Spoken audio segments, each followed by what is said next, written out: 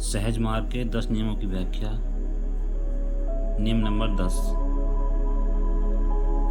अगर कोई अपराध भूल से हो जाए तो सोते समय ईश्वर को अपने सम्मुख समझकर उससे दीनता की हालत में क्षमा मांगें और पश्चाताप करें और इसके लिए प्रार्थना और कोशिश करें कि आइंदा कोई अपराध न होने पाए। मानव जीवन की पूर्णता इसमें है कि मालिक को अपना मालिक और अपने आप को उसका बंदा समझे और बंदगी करता रहे। ऐसा करने पर मानो आपने अपने में निषेध की हालत कायम कर ली है और जिसकी वजह से उसकी निगाह आप पर सीधी पड़ रही है, यानी मालिक की नज़र आपकी ओर पर्याप्त रूप से खिंची है और आपने उससे एक तरह का अपना संबंध जोड़ लिया है। जब यह हालत है तो हमारे लिए यह जरूरी हो जाता है कि हम अपने कर्तव्य ऐसे तरीकों से निभाते रहें और इस बात को यानी रिश्ते को बराबर दृढ़ बनाए रखें ताकि मालिक का बड़प्पन हम पर अंकित होता रहे और हम पर उसकी निगाह हमेशा सीधी पड़ती रहे। बंदे को सिर्फ इस बात से मतलब है कि किसी भी तरह उसके मालिक का ध्यान उसकी तरफ बना रहे और समीपता कायम रहे। इसके बाद इंसानी गुणों का दूसरा रूप सामने आता है। जब हमने उसे अपना मालिक स्वीकार कर लिया है तो हर गलती जो हमसे भूल से हो जाए और जो नियम के विरुद्ध हो तो हम उस गलती को दोषी की हैसियत से मालिक के सामने जैसा का तैसा रख दें। ऐसा करने से हमारी बेचारगी साबित होती है और मालिक को भी ख्याल होता है कि भक्त ने जो गलती की है वह सचमुच क्षम्य है, इसलिए कि भक्त के दिल में बेचारगी का ख्याल मौजूद है और तभी तो उसने इस चीज़ को मालिक के सामने प्रस्तुत कर दिया है। इस भाव में वह लोच और नरमी है जिसे शब्दों में व्यक्त नहीं किया जा सकता।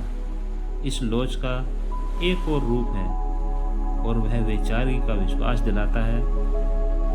इसका अर्थ यह है कि वे चीज़ें जो उसमें रुकावट थीं अब दूर कर दी गई हैं। वह बोझ जो उस पर मौजूद था वह अब दूर हो गया है और उसकी दशा एकदम शुद्धता की रह गई है जो प्रकृति की उस धारा से मिलती जुलती है जो मल विक्षेप और आवरण से मुक्त है। इसका अर्थ यह है कि उस चीज़ को हम शुद्ध रूप में बंदगी का संबंध जोड़कर लाए हैं। अब यह चीज़ सादगी का एहसास दिलाती है जो सचमुच कुदरत की जान है।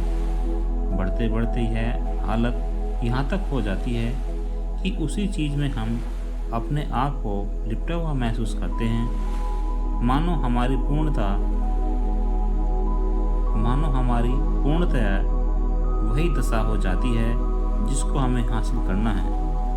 गलतियाँ जिनसे कि वक्त कभी मुक्त नहीं हो सकता इस दायरे में आकर ऐसी रह जाती हैं जैसे वह चीज़ खुद अपनी ज़िंदगी से हाथ धो बैठती है। यह संभव है कि इस रिश्ते को जोड़ने से पहले बड़ी बड़ी गलतियां निर्मित हुई हों और फिर यह कम होती चली जाएं, यहाँ तक कि उनकी शक्लें ही मिटने लगें। इसे इस तरह कह लीजिए कि हम इसमें अपनी इच्छा शक्ति का झटका पर्याप्त रूप से लगा दिया है कि उसकी हालत एक तरह की पश्चाताप की बन गई है। पश्चाताप और कुछ नहीं बल्कि वह यह खटक है जो उस लहर में पैदा हो जाती है और इसके ऊपर से समानता स्थापित करने के लिए एक लहर दौड़ने लगती है। जैसे इस चीज़ को जिसे मैंने खटक का नाम दिया है दूसरी चीज़ आकर इसको साफ कर देती है। यह पश्चाताप की दशा है। जिस हालत को मैंने बेचारगी कहा है उस हालत को पैदा कर लेना दीनता की हालत कहलाती है। और यह ऐसी चीज़ है कि जिसके हिस्से में आ गई उसने सचमुच सब कुछ पा लिया है। इसमें मासूमियत की हालत मौजूद है, हालांकि वह ऊपरी तौर पर ऐसी मालूम न हो। जब यह बात है तो सचमुच वह गलती न रही, क्योंकि इस हालत ने उसको पूरी तरह से धो दिया है। भक्ति की दूसरी दशा यह आती है कि हम भविष्य में खुद ऐसे सचेत रहें कि फिर गलती न होने पाए, और उसका सिर्फ उपाय यह हो सकता है कि हम बार बार उस मालिक के दरबार में प्रार्थना करें कि हमें स्थिरता की हालत प्रदान करे कि दोबारा यह अपराध न हो। चूँकि हम एक वक्त की हैसियत से उस दायरे में शामिल हुए हैं, इसलिए यह हमारे लिए ज़रूरी हो जाता है कि हम कर्तव्यों का पालन करें और इस बात की कोशिश करें और ध्यान रखें कि हम उन सभी बातों से हमेशा दूर रहें जो कुदरत के नियमों के निषिद्ध हैं। यह बात उस वक्त अच्छी तरह होगी जब कि हम मालिक और अपने बीच की दूरी को घटाकर उसके निकटतर हो जाएं। इसके लिए बेहतर तरीका यही है कि हम उसकी मौजूदगी अपने ख्याल के पर्दे के सामने ले आएं। सोते वक्त ऐसी प्रार्थना करना इसलिए अच्छा समझा गया है कि उस वक्त हम अपने झंझटों से फुर्सत छुट्टी पाए होते हैं और सिवाय आराम करने के हमको और कोई काम करना बाकी नहीं रह जाता।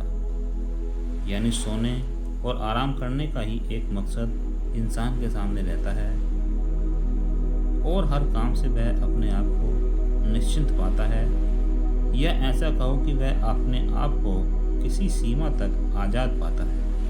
यह आज़ादी भी कुदरत की एक स्थिरता की हालत कही जा सकती है। यानी दूसरे मायनों में आप कुदरत के किसी हिस्से से समरसता अपना चुके हैं। इसलिए उस वक्त हमें इस काम को करने की ज़्यादा ताकत होती है। यही वजह है कि उस वक्त की गई प्रार्थना में ज़्यादा असर होता है, और हर काम जो उसके अनुसार किए जाते हैं ठीक होते हैं। इसलिए हमें इस वक्त से फ़ायदा उठाना चाहिए। जो काम इस वक्त के लिए नियत है उसे ज़रूर करना चाहिए। ओम शांति शांति शांति। आप सभी भाई बहनों का दिल से आभार कि आपने सहज मार्ग के 10 नियमों की व्याख्या नियम नंबर 10 को बड़ी शिद्दत से सुना। यदि हमारी इस ऑडियो वीडियो में कहीं कोई भी सुझाव की गुंजाइश हो तो आपके सुझाव सादर आमंत्रित हैं।